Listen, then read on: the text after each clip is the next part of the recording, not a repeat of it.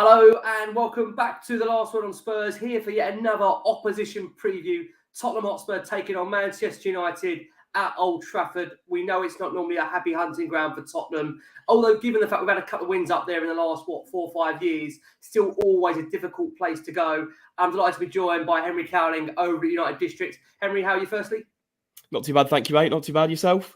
Yeah, not bad at all. Our listeners and audio have been blessed by having you on. Actually, you gave us a preview before your game took place against Newcastle. So great to have you back on after that game's taken place, just to get your thoughts on, of course, really how that result has changed the landscape going into this one. But before I do, I know you very kindly gave us a bit of a briefing as to how the season's worked out for you guys so far under Erik ten Hag. Just for our YouTube audience, just give us a flavour of what it's been like with Erik ten Hag coming in and what you feel you've made of the football so far. Well, obviously, the start was extremely turbulent. The opening day against Brighton, wasn't a good result. We all went into that game with huge optimism.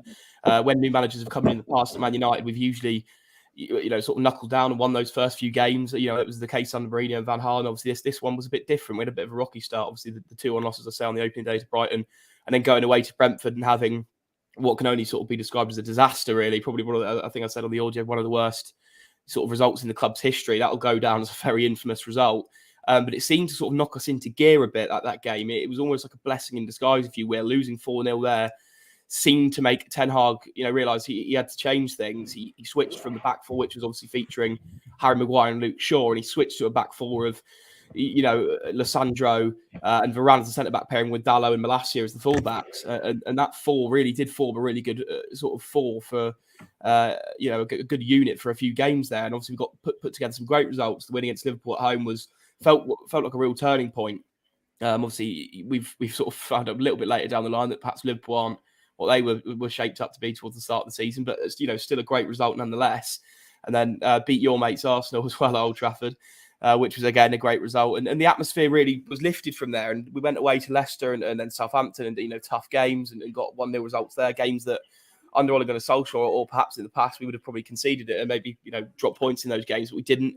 We were resilient, really composed, sort of assured performances that you need to see if you want to be in the race for top four. You need to pick up those sort of points. Then we've had a couple of bumps in the road. The City 6-3 wasn't good. The score in that game is flattering on us, really. We were battered. They were excellent as they are. Kevin De Bruyne and Erling Haaland are a real force to be reckoned with. I'm sure, as you know. So we had that sort of bump in the road. Europa's been a bit rocky as well. A couple of grinding out results in that competition. And obviously, now most recently a 0-0 draw against Newcastle, which was really underwhelming. We were trying to break them down. They were just so compact. And Eriksen didn't play that game. He was out with illness. So hopefully he's fit for Wednesday. Because we struggled to unlock them, really. We needed that man to sort of pick a pass and break him open, if you will. And we lacked that yesterday. And obviously in front of goal, just no real sort of sharp cutting edge, a couple of missed chances at the end. So yeah, there's a few things that still need to be ironed out, but I'd say the general mood at United at the moment is optimism. And we're all sort of rallying behind Erik ten Hag, and I think we all are on board with the project at this point. It's interesting because obviously Spurs coming there. I mean, it's a fixture that normal United fans really look forward to. I mean, it always feels like no matter where Spurs are in the league, there's always an air of confidence that United will get a result. Just give us a feeling from your perspective, Henry, going into this one. Some team news from Tottenham have just come out over the last 24 hours. We've obviously got Richarlison out for the game. He's missing. It looks like he'll be out for a minimum of a couple of weeks by the sounds of it, but he won't miss the World Cup. We've then got Dejan Kulusevski, who it looks like is going to be probably facing a late fitness test for this one. And given that we haven't got Richarlison, I think Spurs fans will obviously, like myself, hope and pray that he is available. Just thoughts overall on how Spurs, you feel, approach this one on the back of obviously Newcastle making it a really frustrating game at the weekend for yourselves. Yeah, I think you'll obviously look to do similar. You'll come there. We know Conte sets his team up in a very sort of distinct way. His teams are always compact. They're going to try and catch us on the break, I'd imagine. Spurs won't have loads of the ball. Then again, United, when we do have more of the ball, we seem to struggle more. So it could be interesting, sort of two teams there that are quite sort of cutting edge when they're on the break, but, on the ball, not so much. So that could be interesting. That would be interesting to see if Kulusevski doesn't play, because I think he's excellent. And I think Richarlison is equally good. Hasn't quite hit the ground running in terms of goals and assists or whatever, but he's still a great player, Richarlison. I think he will come good for you guys. I'm a big fan of his. And Kulusevski's obviously been excellent since he's come in for you as well. So he'll be a big miss. I'd assume for you guys, if both of them are out, would it be Lucas Moura? I'd assume for you guys. Yeah, I mean, I found it so how knowledgeable you was actually, Henry. I know you put in your bio you're a realist. I mean, you do really say it as it is, which we really enjoyed on the audio version, because you were saying that from you've been really impressed by Kulusevski. And to be fair, he feels like one of those underrated players really in the Premier League. The difference he made for Tottenham back in the last season, which helped the club get into the Champions League. And I think this is a bit of a quandary now for Conte, like you alluded to there. Will he go with Lucas Moura if Dejan Kulusevski isn't fit? I think the concern is that Moura also has been out for quite a substantial period. And to be fair, he's not the Lucas Moura that he was a few years ago when he tore you to shreds, of course, when he got that brilliant, magnificent brace and he was looking at the peak of his power.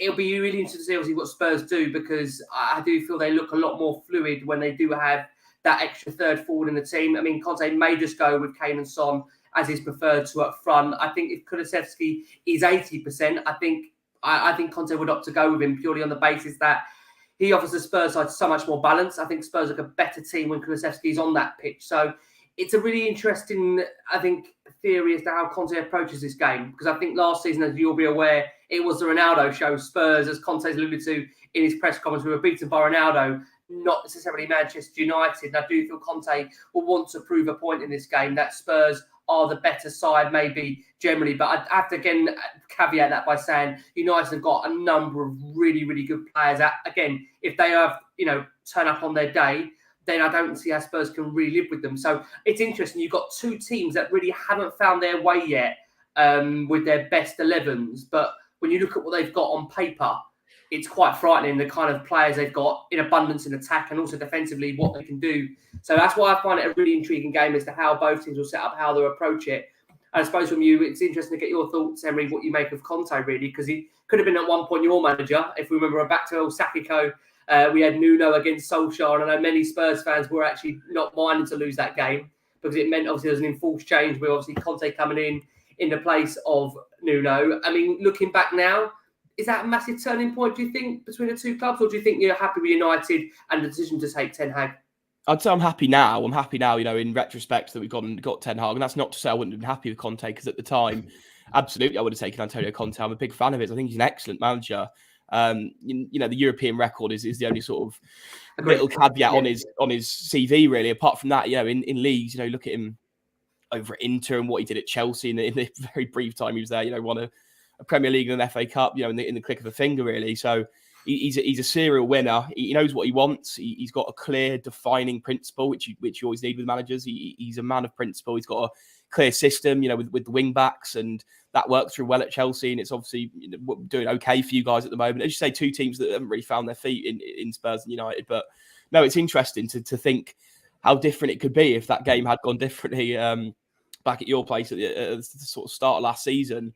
I still don't think the board at United would have gone for Conte. Whether that's right or wrong, I don't think they would have done it. I think they were probably a bit scared of the way he can sort of blow things up, and he's not afraid to. He doesn't mince his words, if you will, when it comes to talking about recruitment and the structure of the club and the board, etc. Which at Manchester United, I think they would have been very upset to have a manager sort of publicly calling them out regularly, and that's sort of where it all went wrong with Jose Mourinho in the end at United. So they were probably wary of bringing in that sort of big name manager who knows what he wants and would not, as I say, not mince his words when it comes to speaking about it. So I think they were afraid of that, which is a shame, really, because I think then you stopped yourself getting a really good manager.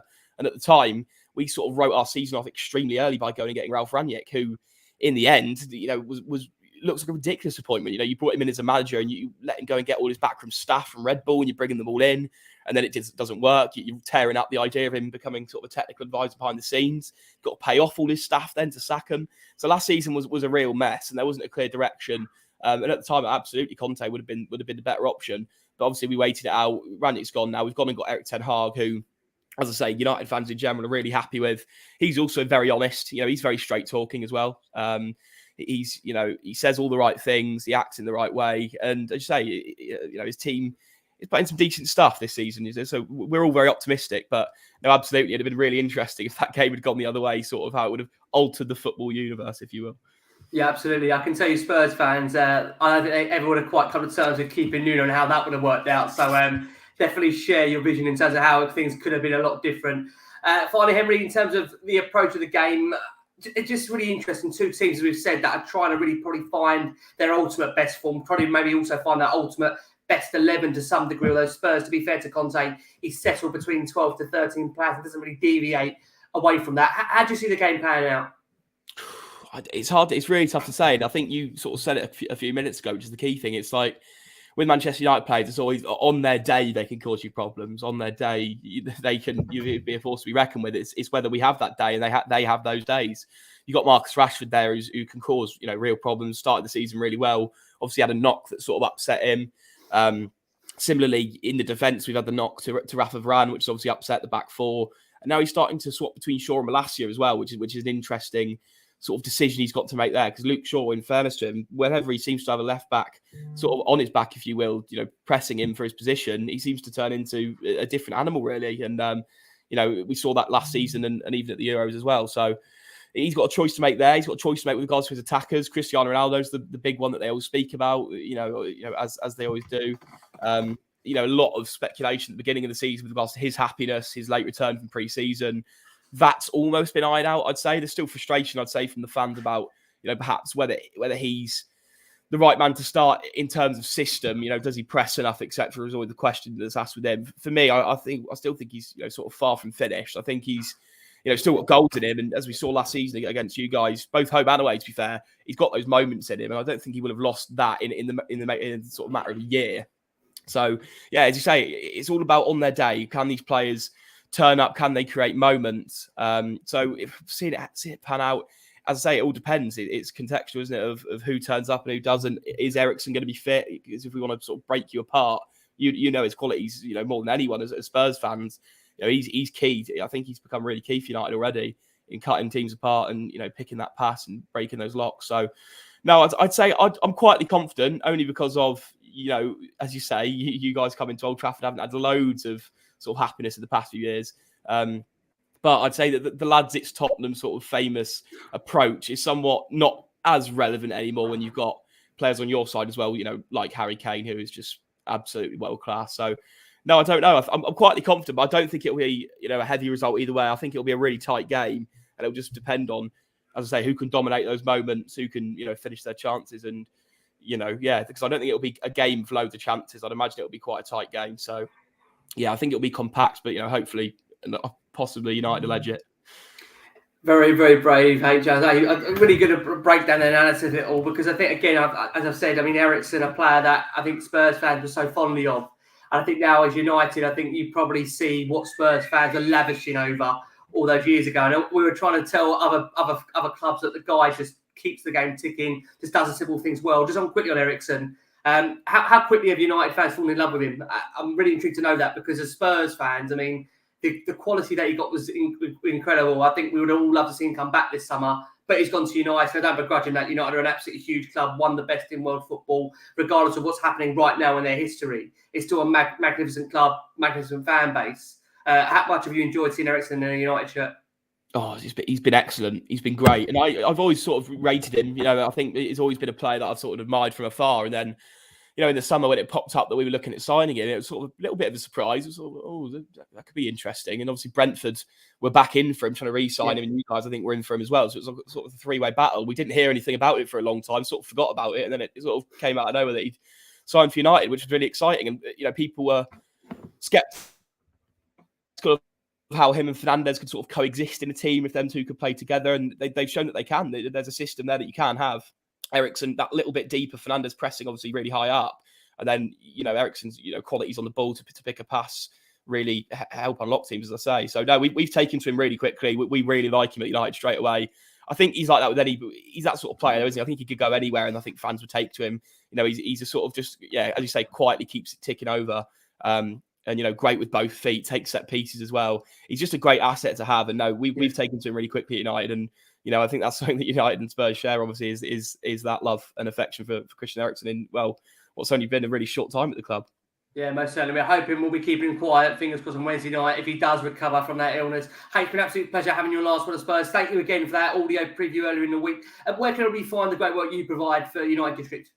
So obviously write articles and do bits, hoping to do some more audio in the near future at United District. That's something we need to talk about. Obviously, we haven't done the podcast in a long time, but yeah, all that stuff's over there. Follow United District. Obviously, keep you updated with United stuff. Not that your boys will be too interested in that, but with the lead up to games and stuff, if you want to find out about United team news and whatever else going into the game, United District's have all that and previews from a sort of United perspective. So yeah, go and see. There's a great team of lads there who do great work. So yeah.